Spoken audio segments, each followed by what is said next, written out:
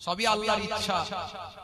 আল্লাহ তাকে সেফায়ে আজেলা দান করেন। জনাব মুহতারাম হযরত মাওলানা আব্দুল হাই সাহেব অত্যন্ত দ্বীনের দরদি মানুষ। রব্বুল আলামিন তাকে সেফায়ে কুল্লিয়া দান করেন, সেফায়ে আজেলা দান করেন। বলুন আল্লাহুম্মা আমিন। ওনার পায়ে চোট আপনারা জানেন। যোগ্য আলেম, অনেক মাস্টার, অনেক আলেম, অনেক হাফেজ। আমার পাশে মাওলানা সাহেব হাফেজ সাহেব বসে আছেন, মাওলানা আব্বাজান অত্যন্ত প্রবীণ মানুষ।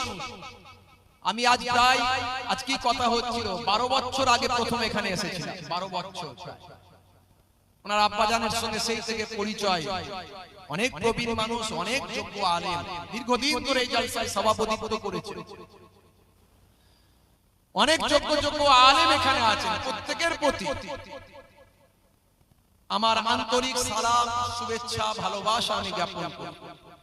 সামনে উপস্থিত আছেন অসংখ্য সুফি দরবেশ, মুসল্লি এজাম, সামিন হযরত, তোলাবা, হুফাজে কিরাম, হুজ্জাজে কিরাম, আল্লাহ ওয়ালা ভাইরা, পর্দার আড়ালে আছেন আমার জননী মায়েরা, বোনেরা, দূর দূরান্তে অনেকে আছেন, মাইক্রোফোনের আওয়াজে কান লাগিয়ে আছেন। জাতি, ধর্ম, বর্ণ নির্বিশেষে শ্রোতা বন্ধু যারা আছেন প্রত্যেককে ফুরফুরা দরবার শরীফ ছোট হুজুর পীর কিবলা রাহমাতুল্লাহ আলাইহির মেয়ে ছেলে নাতি হিসাবে এবং মায়াপুর পীরনগর হুজুর পীর কিবলা রাহমাতুল্লাহ আলাইহির ছেলে পোতা হিসাবে আমি হরিপুরা দরবার শরীফের পক্ষ থেকে সকলকে আমার আন্তরিক সালাম, শুভেচ্ছা, ভালোবাসা জ্ঞাপন করি। আল্লাহ পাকের রহমত সমস্ত ঈমানদারের উপর হোক। জোরে বলুন আল্লাহুম্মা আমিন। পবিত্র রমজান মাস আমাদের মাঝখানে একেবারে আর কয়েকটা দিন শেষ লগ্নে পৌঁছে গেছে। রহমতের মাস, মাগফিরাতের মাস, নাজাতের মাস আমাদের মাঝখান দিয়ে চলে যাচ্ছে। রোজাদার বান্দাই জানে এই মাস চলে গেলে কি কষ্ট হয়। রোজার মাসে যে রোজা রেখে কি আনন্দ। সন্ধ্যার বেলায় মাগরিবের আগে ইফতার সাজিয়ে যে কি মনে খুশি, তারাবির নামাজ পড়ে কি ইতমিনানে কলব হয়, সেটা রোজাদার বান্দাই অনুভব করে, বাকিরা অনুভব করতে পারবে না। যে রোজা রাখে না সে মনে মনে করবে কবে ঈদটা হবে রে বাবু, শ্বশুর বাড়ি যাব, নতুন জামাটা কিনে রেখেছি কবে পরবো, তার শুধু এই চিন্তা। তাড়াতাড়ি 29-এ 28 রোজা শেষ করে দিতে পারলে ভালো হয়। যারা রোজা রাখে না তারা ইফতার করতে আসে। অনেকে দেখা যায় বড় বড় টুপি মাথায় দিয়ে চকচকে জামা কিনে, আর রোজাদার মানুষটা রোজা রেখে মুখ শুকিয়ে বসে থাকে সারা দিন ধরে। ওই রোজাদার মানুষটা বোঝে ইফতারের কি আনন্দ, কিন্তু যে সারা দিন রোজা না রেখে চকচকে জামা পরে বসে আছে সে কিছু মর্ম বুঝবে না। এই রহমতের মাস, মাগফিরাতের মাস, নাজাতের মাস আমাদের কাছ থেকে চলে যাচ্ছে। যে মাসে একটা নফল ইবাদত করলে 70টা নফল ইবাদতের সওয়াব, একটা সুন্নত ইবাদত করলে একটা ফরজ ইবাদতের সওয়াব, একটা ফরজ ইবাদত করলে 70টা ফরজ ইবাদতের সওয়াব। এই মাসের কি মর্যাদা, কি দরজা আল্লাহ দিয়েছে, কি বরকত দিয়েছে। এই মাসে একটা রাত আছে যে রাতটা 1000 মাস অপেক্ষা উত্তম। 1000 মাসকে যদি হিসাব করেন 83 বছরেরও বেশি, 83 বছর 4 মাস কি 5 মাস এরকম হিসাবে আসবে। মানে একটা রাত 83 বছর ইবাদত করার সমান। আর আপনি যদি এরকম আপনার জীবনে 30টা মাস পান তাহলে কি হবে? 30টা রাত পেলে কি হবে? কত বছর ইবাদত করার সমান? 30টা রাত যদি পেয়ে যান, 30 × 83 হিসাব করে দেখে নেন, 3 × 24, 240। ভাই আমার তা তো বটি, তার থেকে আরো বেশি। অর্থাৎ ভাই আমার সারা লাইফে কেউ এমন ইবাদত করতে পারবে না যদি একটা করে মাস আমাদের জন্য, একটা করে রাত আমাদের জন্য মকবুল হয়ে যায়। হযরতে মুসা আলাইহিস সালাম একদিন এক বৃদ্ধ মানুষকে দেখলেন কেন কাঁদছো না, বললেন হুজুর হুজুর আমার ছেলের বয়স 350 বছর, বয়স তো বেশি হয়নি, বাচ্চা ছেলে ছিল, বয়স তো বেশি হয়নি হুজুর, আমার ছেলেটা ইন্তেকাল করেছে, কত বছর বয়স হয়েছে? 350 বছর, 350 বছরে ইন্তেকাল করেছে। ছেলেটা আমার ছোট, তো বয়স কম, তো ইন্তেকাল করেছে বলে আমার মনে বড় দুঃখ। মানে তখন মানুষ বাঁচত কত বছর বুঝতে পারছেন?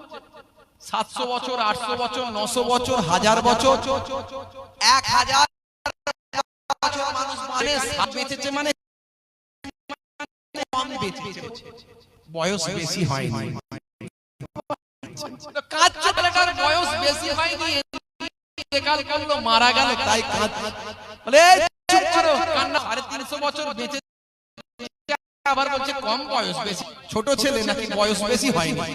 ছাড়ো, জানো এমন একটা সময় আসবে, একজন পয়গম্বর আসবেন, আখিরি জাত, যিনি হবে শেষ নবী প্রফেট জনাবে মুহাম্মদুর রাসূল। জোরে বলুন সাল্লাল্লাহু আলাইহি ওয়াসাল্লাম। উম্মত হবে, তাদের বয়স কত হবে জানো? 70 বছর বেশি, তারা চমকে উঠেছে। সে বলে হ্যাঁ, তার বেশি তারা বাঁচবে না।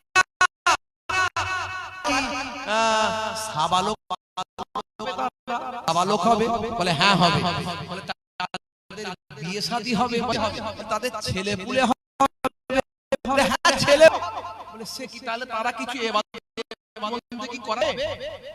বলে তাদের ইবাদতটা এমন হবে, আমরা এত বছর বাঁচছি, এই বছর বাঁচছো, তোমাদের ইবাদত তাদের ইবাদতের যাবে, জোরে হবে না, জোরে। বলে সেটা কেমন করে? আল্লাহ এই নবীকে এত মর্যাদা দিয়েছে,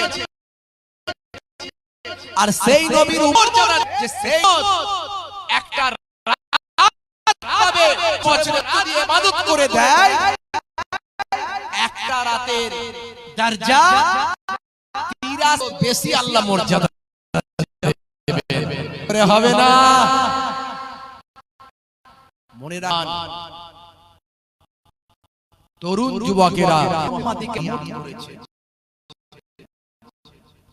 মুহাম্মাদি সরে গেছে, ইসলাম থেকে সরে গেছে, রাসূলের তরিকা থেকে সরে। এখনো বহু মানুষ আল্লাহ এই যে আজকে তাপমাত্রা কত জানেন? গতরা সব গেছে 41 ডিগ্রি করে তাপমাত্রা। কাদের ঈমান মজবুত আছে, তারা একমত আছে। এই প্রচন্ড রমজান যখন শুরু হয়েছিল, সারাই পানি বয়ে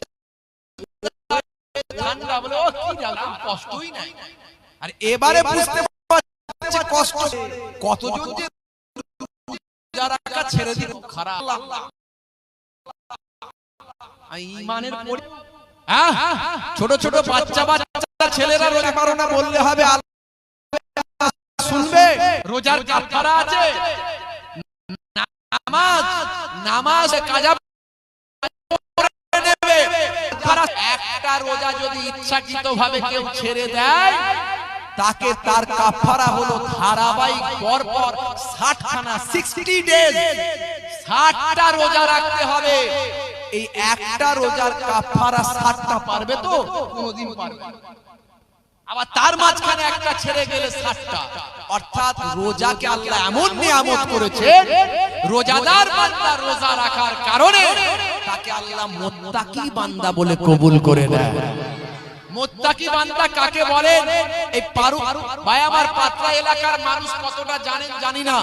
আল্লাহ রাব্বুল আলামিন বললেন, হে দুনিয়ার মানুষ শুনে রেখে দাও, কুতিবা আলাইকুমুস সিয়াম কামা কুতিবা আলাল লাযিনা মিন ক্বাবলিকুম লাআল্লাকুম তাত্তাকুন, যাতে তোমরা মুত্তাকি বান্দা হতে পারো।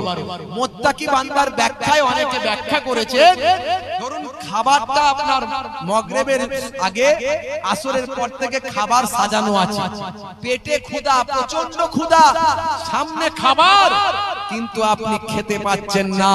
কিসের জন্য পাচ্ছেন না? আল্লাহর হুকুম আসেনি। এই আল্লাহর হুকুম না আসার কারণে প্রচন্ড ক্ষুধাকে আপনি কন্ট্রোল করে সামনে খাবার আছে কিন্তু আপনি খাননি।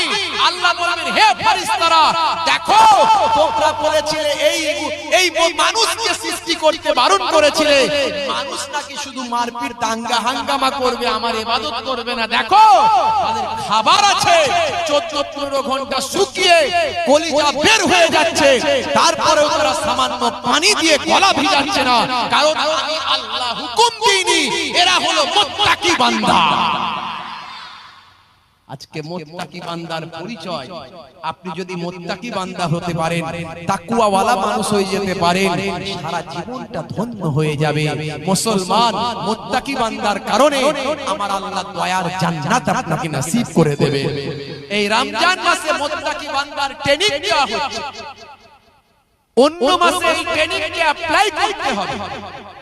আল্লাহর নির্দেশনাকে যেভাবে আপনি মানছেন সেভাবে অন্য মাসেও মানবেন। আপনি নির্জনে আছেন, নিরিবিলিতে আছেন, সুন্দরী নারী আপনার সামনে আছে, আপনি তার গায়ে টাচ পর্যন্ত করবেন না, কারণ আল্লাহর নিষেধ। আপনি মুত্তাকি বান্দার পরিচয় দেবেন। আপনার সামনে টাকা পড়ে আছে, টাকা 1 লাখ টাকা পড়ে আছে, কেউ নাই, কুড়িয়ে পকেটে ঢুকিয়ে দিলে 1 লাখ টাকার মালিক, কিন্তু না, আপনি টাকাটা আত্মসাৎ করবেন না, যার টাকা তাকে খুঁজে দিয়ে দেবেন। মুত্তাকি বান্দার পরিচয়। এই রমজান মাস আপনাকে মুত্তাকি বান্দার শিক্ষা দেয়। জোরে বলুন সুবহানাল্লাহ। হে তরুণ যুবকেরা, হে আমার বন্ধুরা, হে আমার মুরব্বিয়ানেরা, শুনে রেখে দিন বাবা, জেনে রেখে দিন বাবা, হে মুসলমান, আমার আল্লাহ আপনাকে আমাকে পৃথিবীতে বেকার সৃষ্টি করেন নাই, এমনি এমনি পৃথিবীতে পাঠান না। আমার আল্লাহ বলছেন, বান্দারে তোদের আমি ইবাদত করার জন্য পাঠিয়েছি। ওরে বান্দা, ইবাদতটা করবি, তবে মনে রাখবি ইবাদত মানে শুধু নামাজ নয়, ইবাদত মানে শুধু দাড়ি টুপি জুব্বা নয়, ইবাদত মানে শুধু রোজা নয়, ইবাদত মানে সংসার ধর্ম করা, ইবাদত মানে চাষবাস ব্যবসা বাণিজ্য কারবার করা, মানে সন্তানদের লালন পালন করা, ইবাদত মানে মানুষের সঙ্গে মেলামেশা মহাব্বত ভ্রাতৃত্ববোধ রাখা, ইবাদত মানে ঘরটা মাঝে মাঝে ঝাড়ু দেওয়া, ইবাদত মানে ছেঁড়া জামাটা মাঝে মাঝে সেলাই করা। বান্দারে ঘুম থেকে উঠে ঘুমাতে যাওয়া পর্যন্ত যা কিছু করবে সব যদি নবিয়ানা তরিকায় হয়, ইবাদতের সওয়াবটা আমার আল্লাহ তোমার নামাজ আমলে দান করে দেবে।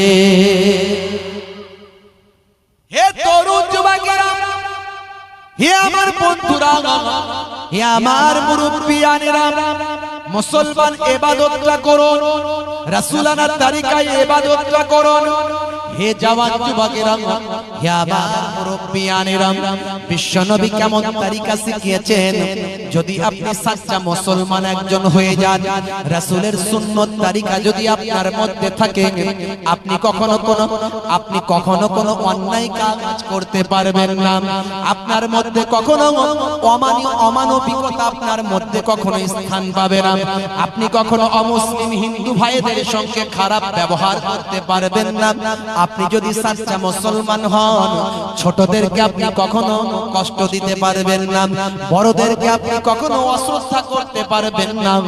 আলেম ওলামা আল্লাহ ওয়ালা মানুষদের কখনো খারাপ আচরণ করতে পারবেন না।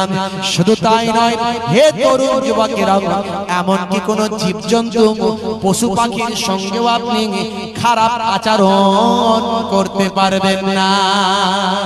হে তরুণ যুবকেরা, জায়গার নাম হলো আলজেরিয়া। কয়েকদিন আগের ঘটনা বলছি, সোশ্যাল মিডিয়ায় ভাইরাল হয়েছে, ইন্টারন্যাশনাল নিউজ হয়েছে, সারা পৃথিবীর মানুষ খবর রেখেছে। আপনি জানেন কি জানি না, আপনাদের মনে আছে কি জানি না, এই কয়েকদিন আগের কথা বলছি বাবা। জায়গার নাম হলো আলজেরিয়া। এই যে আলজেরিয়ার একটা জায়গা বাবা, ভাই আমার একটা মসজিদ, মসজিদে আবু বকর। এই মসজিদে আবু বকরের একজন কারি সাহেব, হাফেজ সাহেব, ভাই আমার তারাবির নামাজ পড়াচ্ছিলেন। তার নাম শেখ, ভাই আমার মাওলানা হাফেজ ওয়ালি তার নাম। হে তরুণ যুবকেরা, হযরত হাফেজ ওয়ালিদ সাহেব তিনি তেলাওয়াত করছিলেন, খুতবা পড়ে তেলাওয়াত করেছিলেন, তারাবির নামাজে তেলাওয়াত করেছেন, আপনারা দেখেছেন। হে তরুণ যুবকেরা, মসজিদে আবু বকরের মধ্যে হযরতে ওয়ালিদ, হযরতে হাফেজ ওয়ালিদ সাহেব তারাবির নামাজ যখন পড়ান, একটা ছোট্ট বিড়াল ওই হাফেজ ওয়ালিদ সাহেবের কাঁধের উপর এসে বসে পড়ে। ইন্টারন্যাশনাল ভাইরাল হয়েছে। ভাইরা আমার তরুণ যুবকেরা, একজন নবীর গোলাম কি আখলাকটা দেখিয়েছেন, সেটা বাবা সিসি ক্যামেরা ছিল। সিসি ক্যামেরায় ভিডিওটা ডাউনলোড হয়েছে। এই সিসি ক্যামেরায় ডাউনলোডের পরে সেটা সোশ্যাল মিডিয়াতে কেউ দিয়ে দিয়েছে। এই সোশ্যাল মিডিয়ায় দেওয়ার সঙ্গে সঙ্গে সারা পৃথিবীতে ভাইরাল হয়েছে। হে তরুণ যুবকেরা, হযরতে হাফেজ ওয়ালিদ যখন তার কাঁধেতে ওই ছোট্ট বিড়ালটা বসে পড়েছিল, তিনি পড়াচ্ছিলেন তারাবির নামাজ।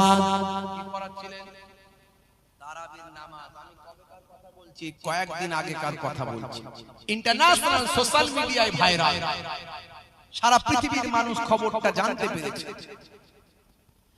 হে তরুণ যুবকেরা, তিনি ছোট্ট ওই বিড়ালটার সঙ্গে ছুঁড়ে ফেলে দিলেন না, হাত দিয়ে ঝিঁকে দিলেন না। ছোট্ট বিড়ালটাকে তিনি যাতে পড়ে না যায়, তার যাতে কষ্ট না হয়, ছোট্ট বিড়ালটাকে তিনি সুন্দর করে আদর করে কাঁধের উপর রাখলেন।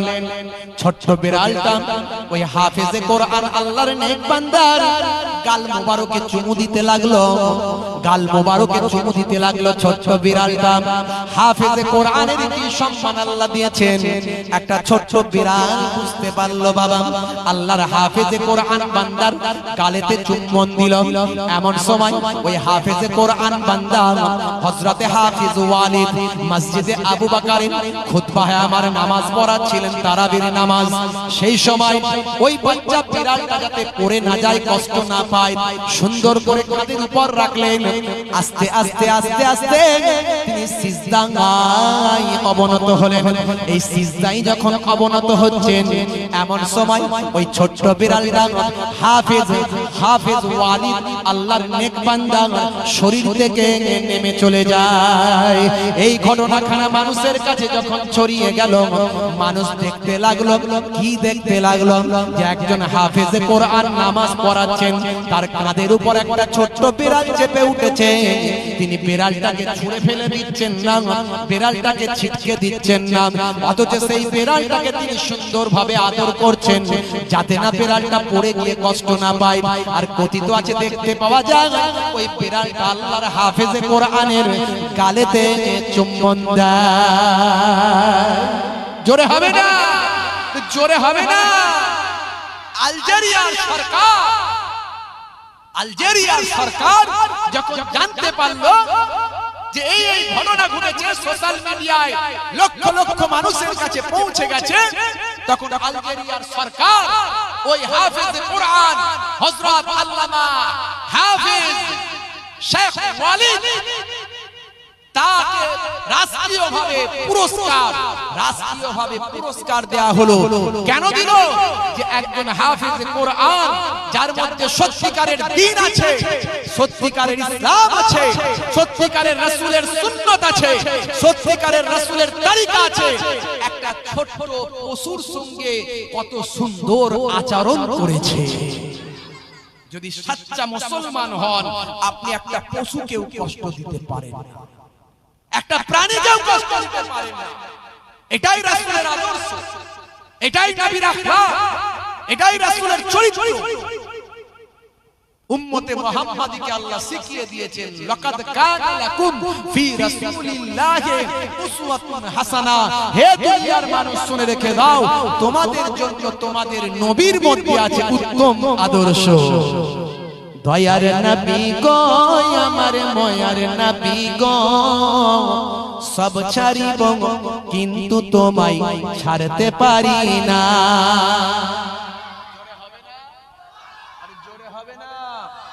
সব ছাড়িব কিন্তু তোমায় ছাড়তে পারি না।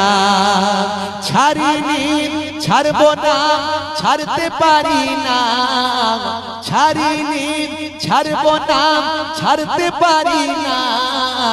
সব ছাড়িব কিন্তু তোমায় ছাড়তে পারি না। জোরে হবে না, আর জোরে হবে না।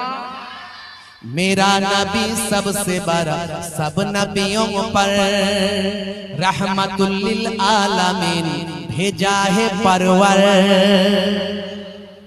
मेरा नबी सबसे बड़ा सब नबियों पर रहमतुल लिल आलमीन भेजा है परवर। सब ছাড়িব কিন্তু তোমায় ছাড়তে পারি না। জোরে হবে না, আরে জোরে হবে না। বন্ধুরা আমার, তরুণ যুবকেরা আমার, মুরব্বিয়ানেরা আমার, সেই রাসূল আমাদের ঈমান, সেই রাসূল আমাদের জান। সেই রাসূলকে কিছু মানুষ ভুলিয়ে দিতে চায়, রাসূলের মহব্বত উম্মতে মুহাম্মাদীর কাছে হালকা করে দিতে চায়। নবী আমাদেরই মতো মানুষ, ছাড়ো তো অত বাড়াবাড়ি। মনে রাখবে, রাসূলকে যত ইচ্ছা সম্মান করুন, খালি একটা জিনিস মাথায় রাখতে হবে, সেই সম্মানটা যেন আল্লাহর সঙ্গে শিরকের পর্যায়ে না চলে যায়। যত খুশি রাসূলকে সম্মান করুন, কোনো অসুবিধা নাই, কোরআন হাদিসের বিরুদ্ধে না যায়, এটাই মাথায় রাখতে হবে। মুরব্বিয়ানেরা, তরুণ যুবকেরা আমার, বন্ধুরা আমার, ভাইরা আমার, জওয়ান যুবকেরা আমার, সেই রাসূল আপনাকে আমাকে শিখিয়ে দিয়েছে। সারা পৃথিবীতে তোলপাড়, কি রাসূলের আখলাক, কি রাসূলের চরিত্র। 1450 বছর আগে নবী যা শিখিয়েছে, আজকে সব বিজ্ঞান আর বাস্তবতায় পরিণত হয়েছে। পৃথিবী বিখ্যাত বিখ্যাত গবেষকরা অবাক হয়ে যায়, কি করে বলতে পারে। আজকে আপনারা জানেন, সারা পৃথিবী তোলপাড়। রমজান মাসে শুক্রবার থেকে আমাদের এই আজামিদের রোজা শুরু হয়েছে, আর আরাবিয়ানরা তার আগের দিন থেকে।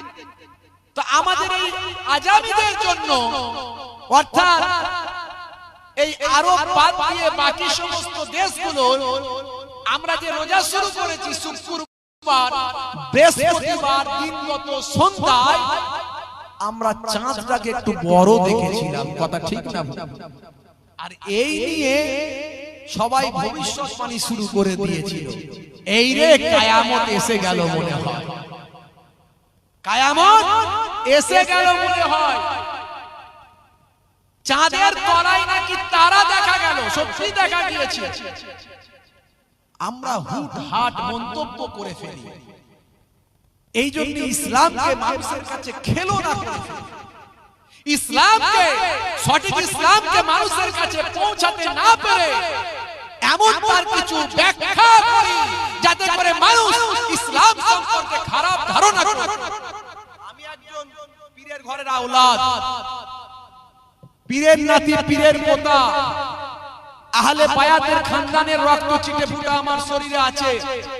সিদ্দিকে আকবরের খানদানের রক্ত ছিটে ফুটা আমার শরীরে আছে।